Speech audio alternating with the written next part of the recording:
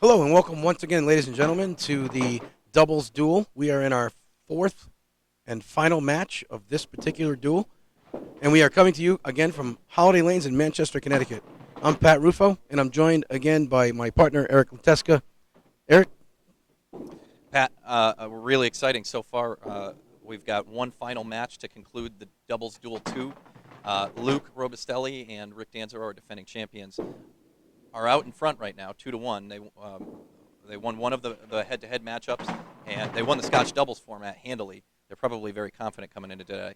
Yeah, I'm sure they are. We are going to take a moment to throw it back to our executive producer, Brian Ewing, who has put together some video highlights of the first three matches, and we'll be back with our not Scotch doubles, our doubles right after that. Thanks, guys. The first match was between Bryan Miller and Rick Dansereau. Bryan Miller struggled quite a bit, and even when he threw a good ball, seemed to get unlucky. Rick Dansereau had some luck of his own and showed some skill in this match. He came out on top 134 to 124 to give the Dansereau Robustelli duo a 1-0 lead. The next match between Luke Robustelli and Mike Labrie started with Robustelli in the lead, but after a 5-box in the fourth frame, Luke fell behind. Luke tried to make a difference in the seventh with a strike, but Mike Labrie was on his game and responded with a strike of his own.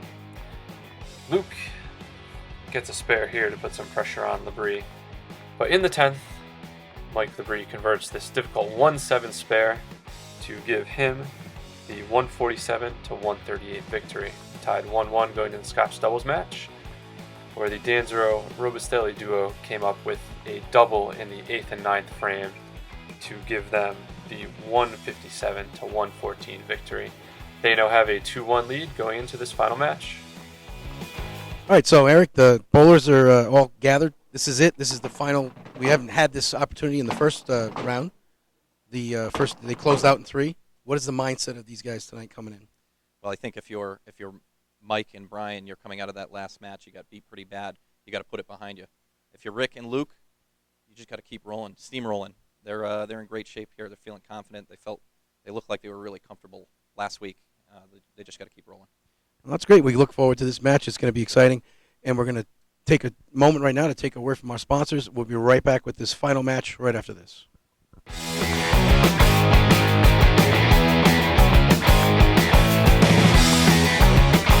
Lanes is located at 39 Spencer Street in Manchester, Connecticut. It has 32 duckpin bowling lanes, a full snack bar, and lounge.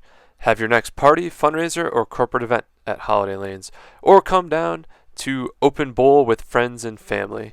There are glow bowling specials on Friday and Saturday nights, as well as drink specials in the lounge. $5 Coors Light pitchers, $2 50-cent Coors Light or Miller Lite bottles. Come down Holiday Lanes, 39 Spencer Street, Manchester, Connecticut, and strike up some fun.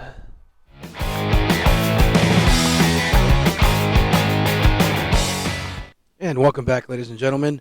Our bowlers are warmed up and ready to go, and let's begin the final match pairs. Everything's on the line here. Rick Dansereau first to take the lane. Starts with a big hit. He wanted more than 8 out of that, I think. He hit a lot of body English on that. And if you haven't had a cup of coffee recently, folks, I suggest you get some caffeine in you. The action's going to be fast.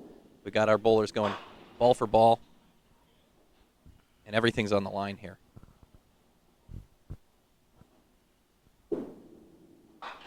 Rick's all over it. Starts off with a mark. Of course, this format is going to be a combined total of each bowler, so as the game progresses, we'll try to keep you as updated as possible on the total scores, keep you abreast of the match, and again, it is winner take all, except for one possible scenario, and we'll talk about that as the night moves on. Yeah, Brian covers a spare here. Matches Rick. Luke Robustelli steps up on lane 10.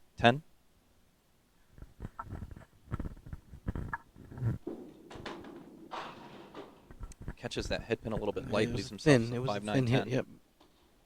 This is a very makeable shot for someone like Luke. Luke throws the ball with authority and just catch the outside of that 5 pin. You can Oh, do yeah. Mike, throw the ball just like he did the last time. And Mike just buries one I'll in tell the you what, pocket Mike's there. not going to be in his way for a second shot after that.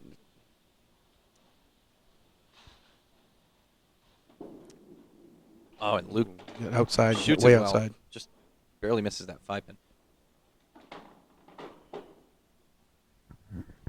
Got our first open of the match here. So Luke opens with an 8, and now the bowlers will switch sides and continue. This is a fast and furious pace, so Brian will step up, loading a spare, as well as Rick.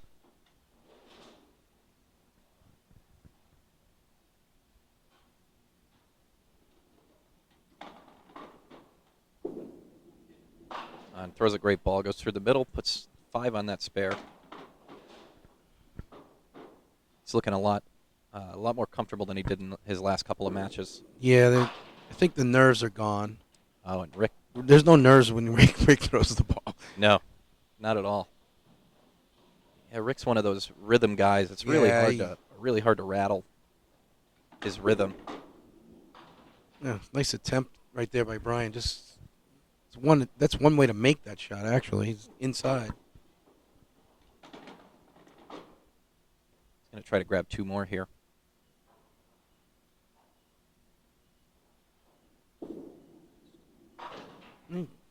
Good out for that.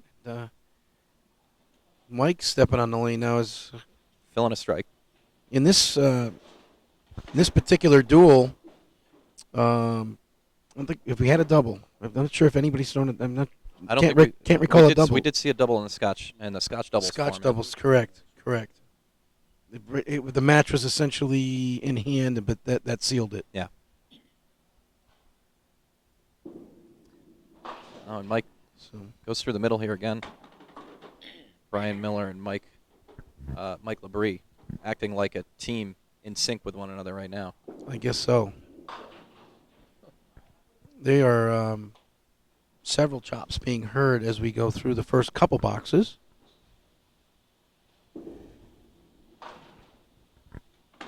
Mike gets 2 out of the 3 on the left side. So Luke's going to try to tie these up, and so he did.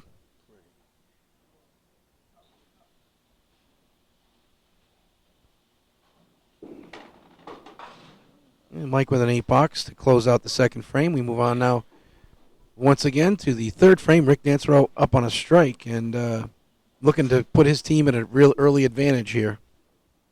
Yeah, Rick looking really good in that top spot, leading the way.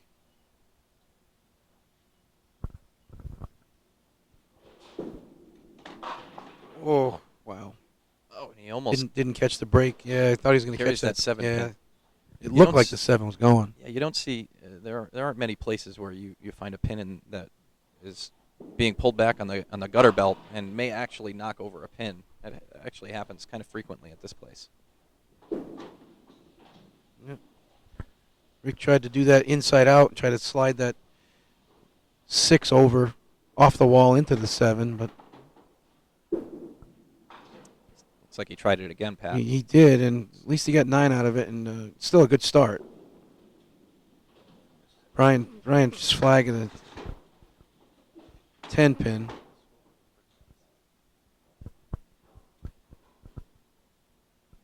Ryan going to try to get a 10 here, cover this 10 pin, and he does it. Score so far, folks, we've got Bryan Miller, 33 in the third, his teammate Mike Labrie, 24 in the second, against Rick Dansereau, 47 in the third, and his teammate Luke Robustelli, 18 plus in the second. And folks, we're joined now by manager of operations here at Holiday Lanes in Manchester, Connecticut, former and longtime DPBA president, another legend in his own right around here, Dennis Ponce. Dennis, thank you for joining us. You're welcome. So, Dennis, we're in the 4th match here in Doubles Duel II. What do you think of the action you've seen over the course of the last 3 weeks? Good, very good. I got to defend Brian. He just come back from Tahiti for 2 weeks. Maybe he's still in the islands right now. Yeah, he's looking pretty sharp this game. He's gone through the middle and got himself a spare in the first frame, but Mike misses a 6-pin. See a couple of missed singles up there by Bryan Miller and Mike Labrie. At this point, Back to early back. on in this match, no one's really putting the hammer down to run away with it. So Looks like they're both tight. They're tight. They're not loose. but despite all of the action that we're watching and the ups and downs, right now the team of Dansereau and Robustelli has a 4-pin advantage over their 14-pin advantage. 81 to 67. Thank you. 14. We have a 14-pin lead with 2 bowlers though, so it's not quite as bad as you would have normally. Yeah, it's like a 7-pin advantage. Sure, in a you cut singles that match. right in half. So Dennis, while we've got you here, would you share with us what's your favorite memory? You've got a lot of great memories in this game, and share with us one of your favorites. One of my favorite memories is when I was watching Jeff Rambo. He was like a machine. He couldn't miss nothing. And I asked him, is anything wrong with your game? And he says to me, yeah, 2 things. And I said, what do you mean? He says, well, first of all, I'm so accurate. I punch out the 1 and 5, and I pick 2 pinners. Other than that, I'm pretty solid. Yeah. And he is, you know. Jeff's certainly another legend.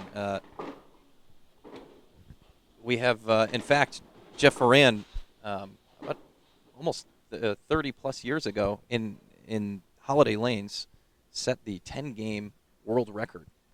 We've got a newspaper clipping of the covering the event. Jeff shot 1,760. Now, if I've heard Mike this story Labrie with a correctly, big bomb right there. Dennis, you were bowling next to him when he did that, right? Yes, I was. And I was bowling next to him. And on 3 and 4, he blew 3 singles in that game. So I'm just imagining what he could have had for a total. Maybe if it was good enough, he could have had 1,800. Yeah, that would have been quite a feat. Yes, it would have been. So another update on the match here. The action has continued. Bryan Miller and Mike Labrie each put up a mark, a spare in the 4th, a strike in the 4th for Mike. Thus far, Rick's matched one of them, and Luke's has an opportunity to match the second one. Yeah. And this is something that we saw in the Scotch doubles format of the first doubles duel event, where Eric Pellet and Kyle Shaw were starting to put something together, and Luke and Rick just put the kibosh on it. They answered Stopped quickly, it. yeah. Oh, Although Luke in this instance, shows a little chink in the armor there. little rare miss there from Luke.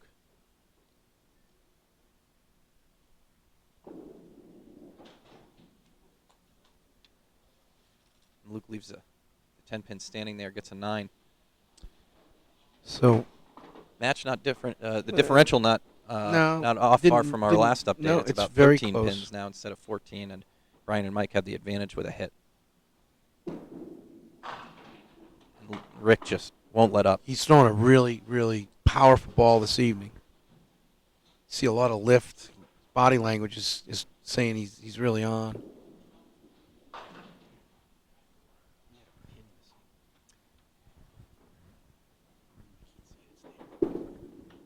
Oh, and Rick misses the 7-pin there. So it's 2 in a row for Robustelli and Dansereau. Yeah. And you look up there at Mike, showing a little bit of not quite as overpowering as they were in the first match. yeah. Duels against Pellet and Shaw, they really, even though the matches were essentially close, they were never really felt like they were not in control. Yeah. Most of them. And unfortunately, Bryan Miller unable to take advantage of the open frame from Rick. 2 fills his spare and gets an 8-box.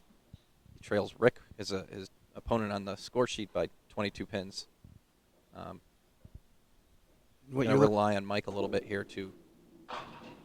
and one thing an opponent doesn't ever want to see is Mike Labrie up on a strike, because it usually doesn't lead to good things. Yeah.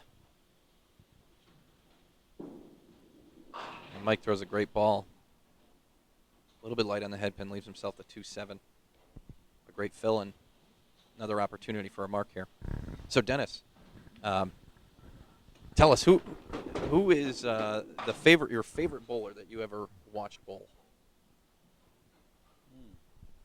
I've seen a lot of bowlers, really a lot of good bowlers.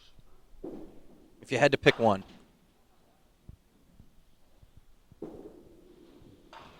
Well, I have to say that probably the best ball I've ever seen through the ball, in my opinion, was Peter Pierce from Rhode Island, the lefty. They used to call him the train because he had a reputation of throwing strikes, but they were in a row. That's why they called him the train. He was unbelievable. Yeah, Peter had a dominant reign early in the 80s and for a long time, and has won a tour event as recently as last year or the year before. Yep. He had him bowling 2 years, and he comes in and he wins a tournament after not bowling for 2 years. Yeah. I'll get you back to the action here, folks. Mike Labrie covered that baby split. Very nice shot. Right between them. And Luke leaves an open frame in the 5th frame again. Trails his opponent on the sheet, Mike, by 12 pins. The differential between the teams, 10 pins. Brian with a big make right there. Good to see him on that single. Ooh, and Rick picks the 2-pinner. Yeah. Things are tightening up at this point.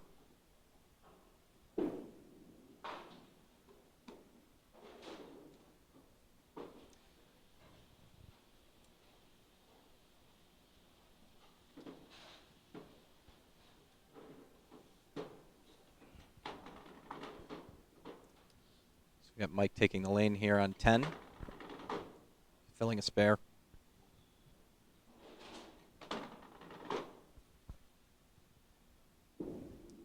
It's the ball right in the pocket there. Leaves himself to 5-9.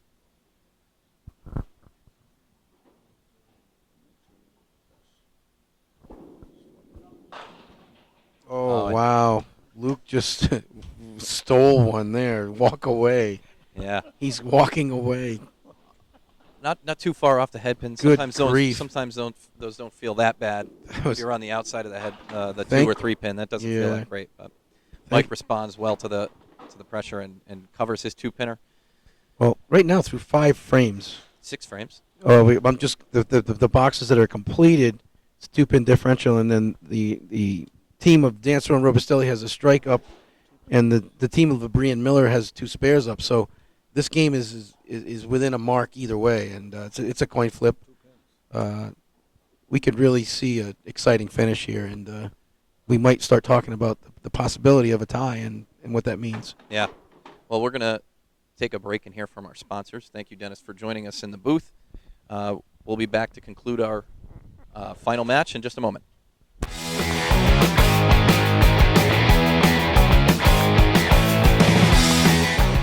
Lucky Strike Lanes is located at 185 Stafford Road in Mansfield, Connecticut. That's Route 32, right across from the drive-in movie theater. Lucky Strike has 24 duckpin lanes and is home of the Eastern Classic, duckpin bowling's most historic tournament. Lucky Strike is also a great place for birthday parties, group outings, corporate functions, and fundraisers. Lucky Strike also has lanes available for open bowling. Rock and Bowl every Friday and Saturday night as well. You can visit Lucky Strike Lanes at luckystrakelanesct.com or on Facebook, Lucky Strike Lanes CT. Hope to see you soon.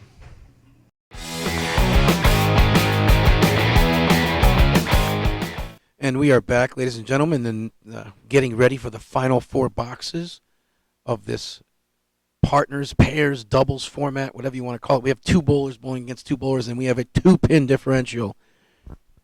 This is Doesn't get any exciting. better than this this, is Pat. really exciting. And Rick throws a great ball. Just All night, power all in night, the he's pocket just there. crushing the pins.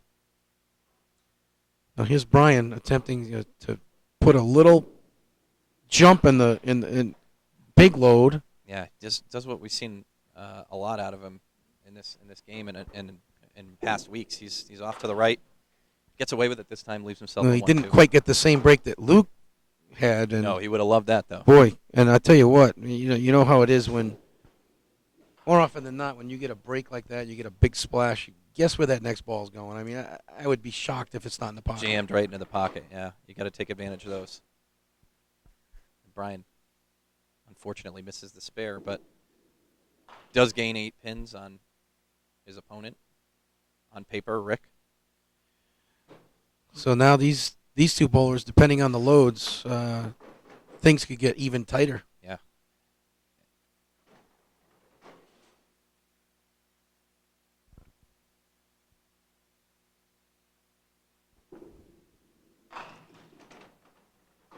Luke, like clockwork, does. You knew it was coming. Yeah. I'm just surprised it didn't all fall down again. Yeah. Oh, there's 10 in the pit. that's classic ball. right there. Again, timed very well. He's filling a spare. Mike Labrie has 92 in the 6th, 102 plus in the 7th, and you got to wonder if that maybe got to Luke a little bit there. He misses that single.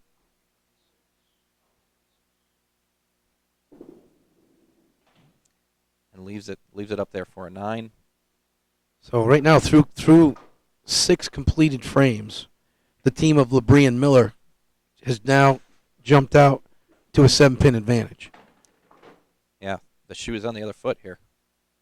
Both teams have a markup, so it's 7 pins, and really it's 3 to go, and really anything can happen at this point.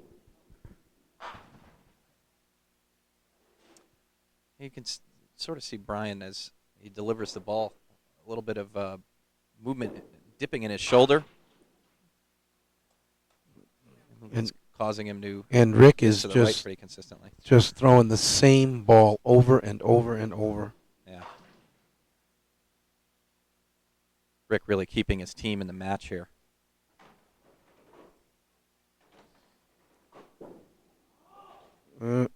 Little Misses that 10-pin there, a little and frustration. yeah, well, because he knew from the moment he let go of it, it wasn't going to have a chance.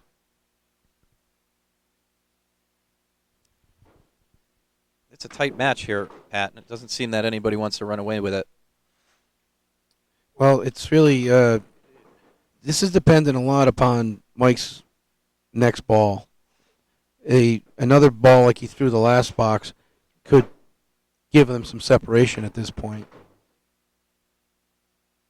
They do have the advantage here with Mike filling a mark.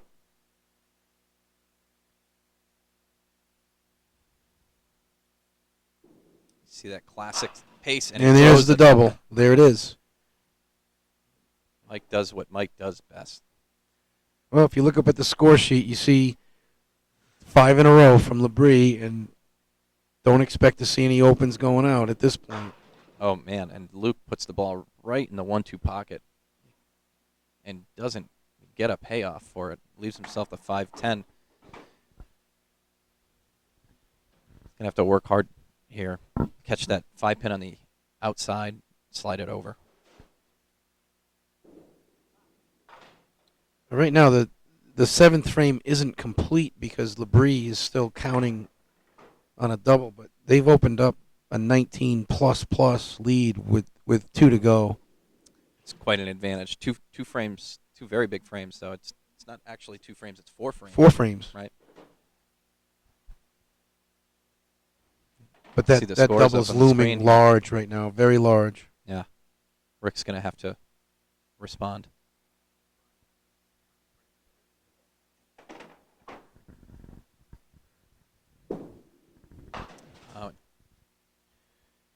Rick might have looked a little bit Yeah, fast it's the there. first ball he hasn't thrown dead nuts in the pocket. Yeah. Still an opportunity here. Get the spare, get a hit. Oh, That nice was a ball. great ball. Very Just nice ball. Can't get that 5-pin to carry.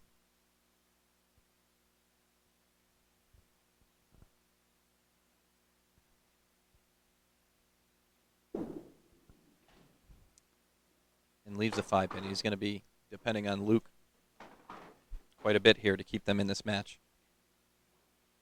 Right now, Bryan just needs to give a little bit of help. And he throws a Jeez, rocket. they're throwing bombs right now. I think we've seen all of our competitors miss a single, except maybe Mike this game. Mike's had 2 opens, but I believe both of those were splits. I apologize. Mike actually Oh. also missed a single in the third frame, and Brian unfortunately misses that 10 pin. Well, that leaves a little bit of hope for Rick and Luke at this point. They need some strikes. Yeah. It's depending on what Mike does on that next ball, could be a 30 or more pin lead.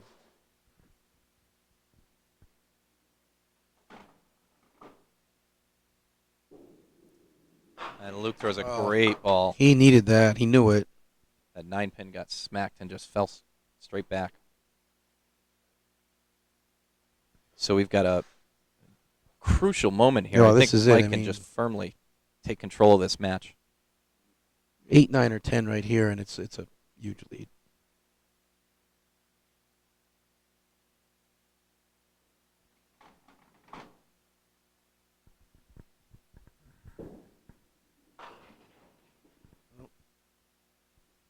Not where he wanted it. He'll take the 8 He'll load. take the 28.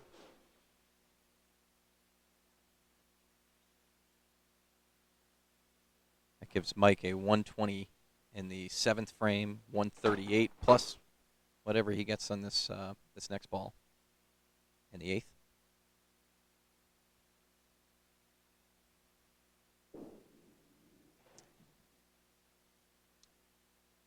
And he almost slides that 6 pin straight over into the 7. So right now, through 8 frames, the team of Labrie and Miller are 26 pins ahead. And Luke Robustelli has the only markup in the 9th.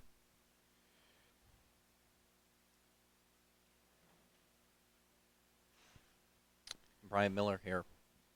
Just keep the pressure on top of Rick and Luke with a mark of any kind.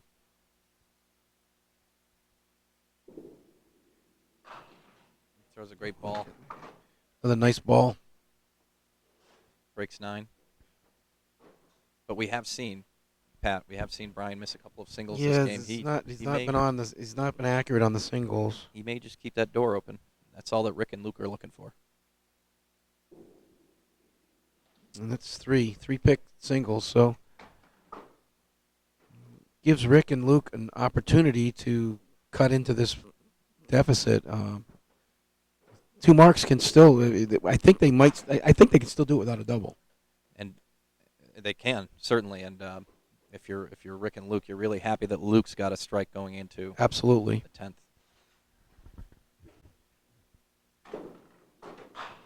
10th. So does Rick. Right on time.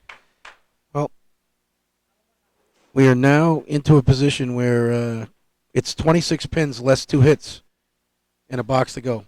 That sounds like single digits to me, Pat. It is possibly single digits or less because they're both strikes. Yeah. Another really match-altering ball.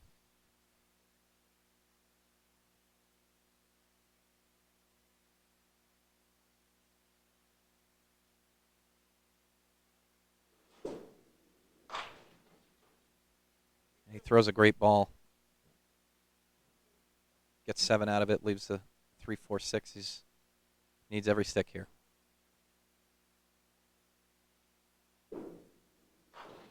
It's a great out. So Great game from Rick. Really fought hard this whole game. Rick defeated his man by 31. Right now, Mike is up 47. So it's 16 less a hit Less a hit. right now. Mike with an opportunity here to really put some pressure on Luke.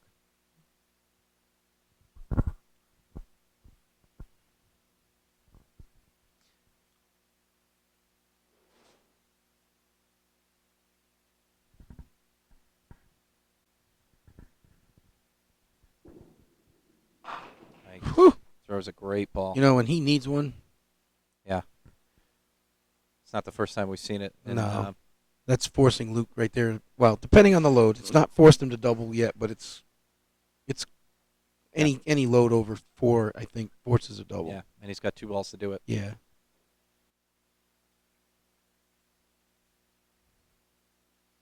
he's even got an opportunity here to force Luke to triple if he manages to throw a second one. Absolutely. Yep.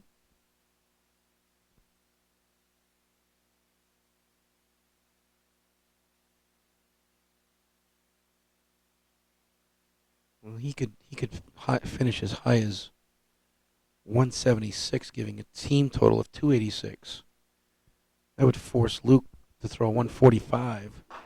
Oh, That's going to leave a little light in the doorway. yeah, he has not forced a double yet. He's going to need a couple more. Luke can go 129 without a double. It would put his team at 270. That's going fair strike. And Mike wraps up a really great game. Puts 17 on the end, gets himself to 163. Complements his partner very well, gets the team to 273 combined. Luke needs a double. He did force a double.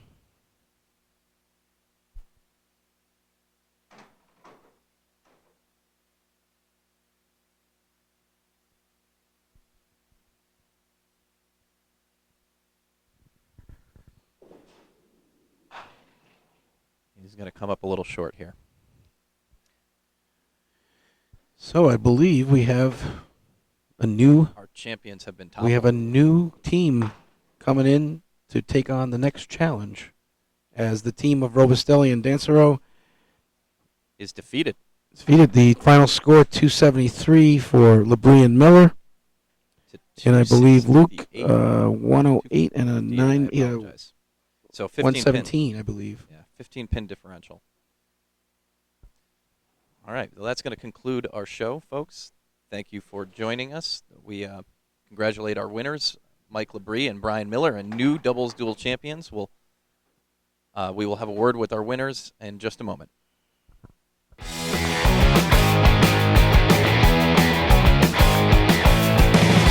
Holiday Lanes is located at 39 Spencer Street in Manchester, Connecticut. It has 32 duckpin bowling lanes, a full snack bar, and lounge. Have your next party, fundraiser, or corporate event at Holiday Lanes, or come down to open bowl with friends and family. There are glow bowling specials on Friday and Saturday nights, as well as drink specials in the lounge. $5 Coors Light pitchers, $2 50-cent Coors Light or Miller Light bottles. Come down Holiday Lanes, 39 Spencer Street, Manchester, Connecticut, and strike up some fun.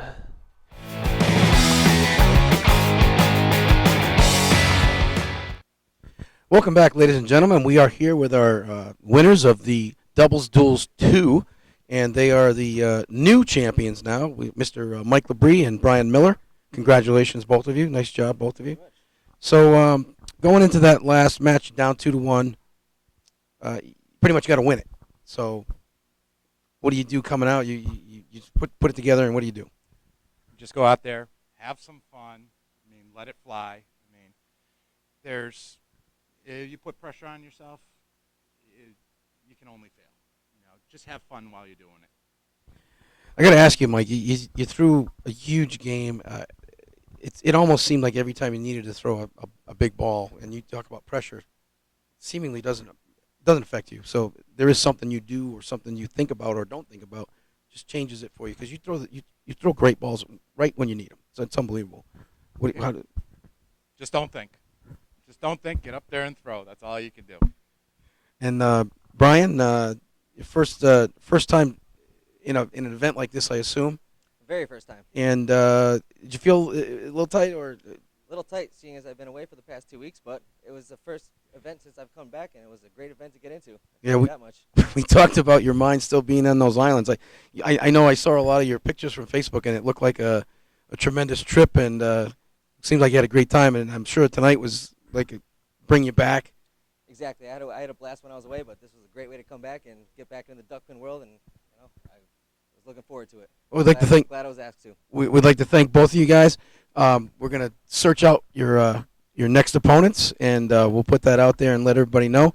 We want to make sure that all of you out there enjoy these shows. I hope you enjoyed them, and please, if you can, follow us on Facebook and keep those donations coming in. They've been appreciated and used, and we can't do this without him. So thanks a lot, and we look forward to seeing you next time.